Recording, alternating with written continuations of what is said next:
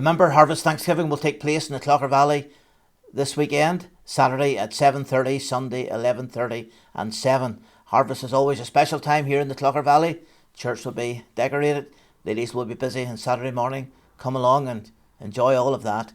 And of course we come to give God thanks, and we come to hear the Word of God. The Bible has so many wonderful things to say about harvest, things that are relevant for our lives and for our circumstances. For example, in the Psalm 126 in the verse 5, we are told, "They that sow in tears shall reap in joy." These people had experienced disappointment, pain, heartbreak.